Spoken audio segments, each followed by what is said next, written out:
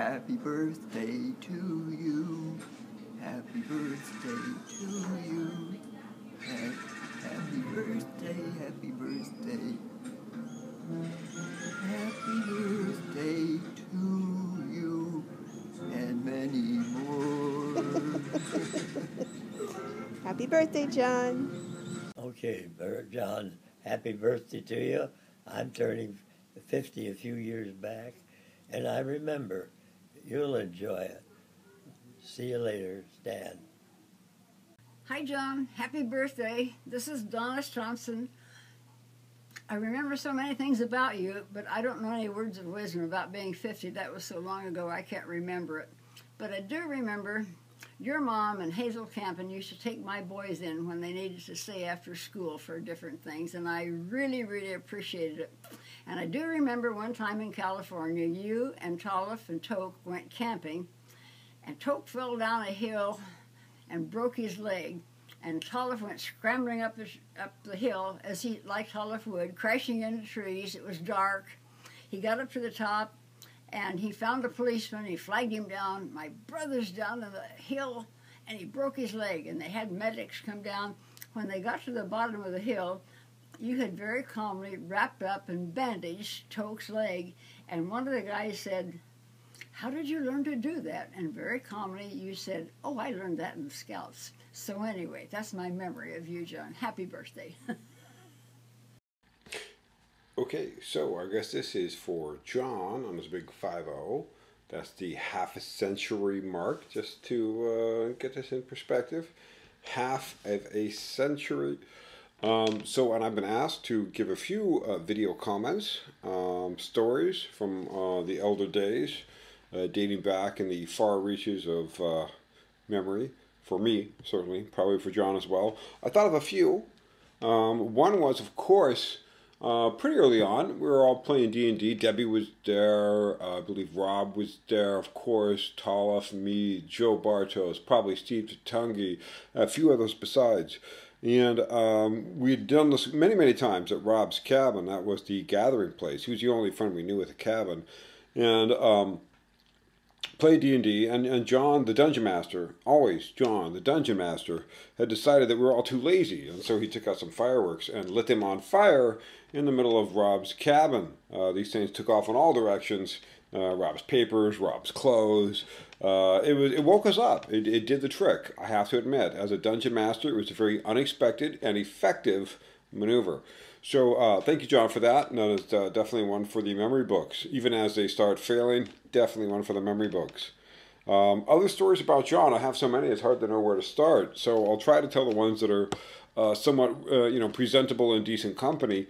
One was, of course, when John, I think, saved my life personally. That was when we were, me and John and Tolliff, one of our many adventures, one of our many camping expeditions. We were in the middle of Kings County Forest outside of Fresno, and I took a fall. I made a jump, and I didn't quite make it.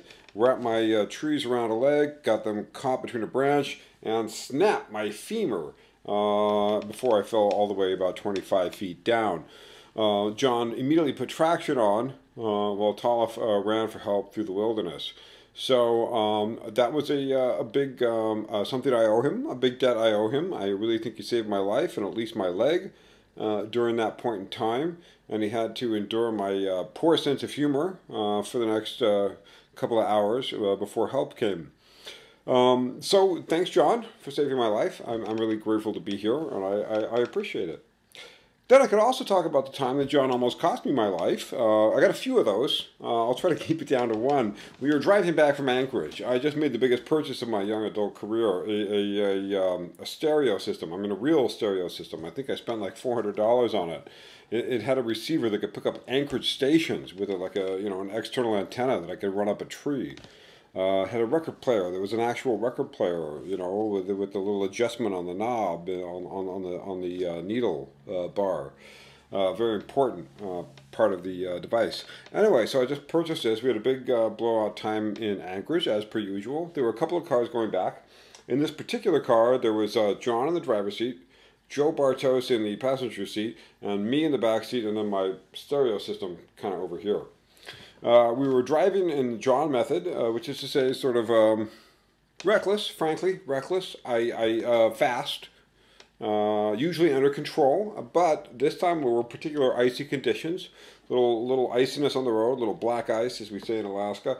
And we were coming down the Turnagain Arm, and we hit that one big curve on the Turnagain Arm, you know, and there were cars coming and there, and I couldn't really see anything because I had this big box, my stereo system right here.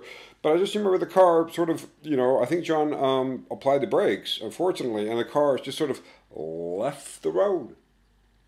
Now, most of the time along the Turnagain Arm, there was a big rock wall right there, and we were traveling, you know, okay, in more than legal speed by a fair amount, I will have to say. So I kind of thought, I remember thinking to myself, well, that's it. I always thought I'd live a little longer. And I was only, I think, 17 at this point. And I remember just having time to think that, and then sort of experience this thought over a long floating period where the car seemed to float in the air. And what had actually happened is they'd been doing some construction that had blasted out a certain part of the road. So luckily enough, when we took off into the air from the highway, we just floated in sort of suspended animation across space and certainly on time. And I remember John kind of cranking the wheel, but of course nothing really happened because we weren't on a road, we were in the air. And then at the last minute, and then I began to see the rock wall kind of coming toward us, and that's where it really, when the car, you know, hit the ground, and John, because he'd already cranked the wheel, spun out the car right before the rock wall, we rocked back and forth, and the trunk actually flew open in the car, and Toloff, my brother's stereo, flew out of the trunk of the car where it had been packed, smashed against the rock wall, and came back in smithereens. That's how close we were. And then me and Joe and John all got out of the car, realized we were okay, really. And we all started like hugging each other and jumping up and down. And I remember Joe going, yeah, we're alive, we're alive, we're alive. And all the other cars on the highway had slowed down to witness this. But we didn't care. We were still like going, we're alive, we're alive. So there you go. John, happy birthday. Happy big 50. I'll catch up with you someday. I keep saying that. I keep working at it. But anyway, those are just three of my many, many adventures with John Shaw. I could go on, of course, you know, waking up covered with 4 feet of snow, losing our way in the dark of night when the GPS is too cold to actually work. I could go on. Rock and roll shows. Expeditions into the interior of our psychic consciousness.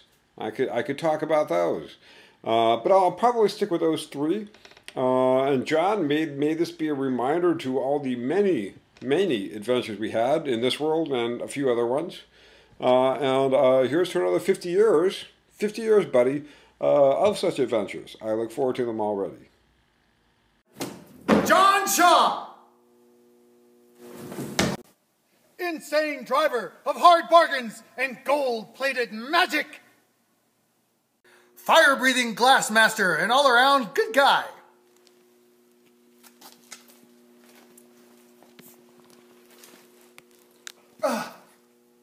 Smart as hell and just as well, if you take into account all the variables.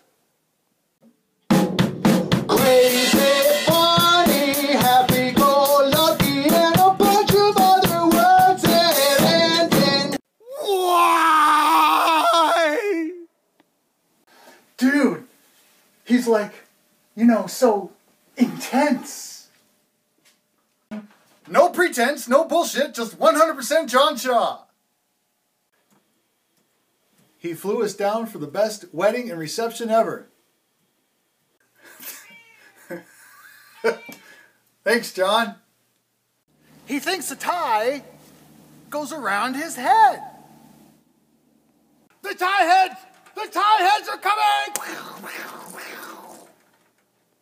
Boat building baseball fan.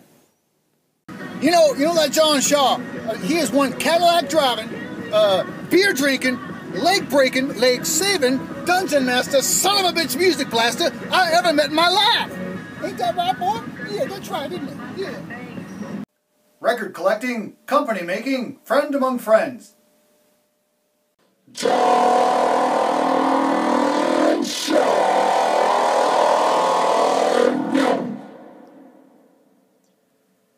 Okay, doggies, let's go for a ride. Come on.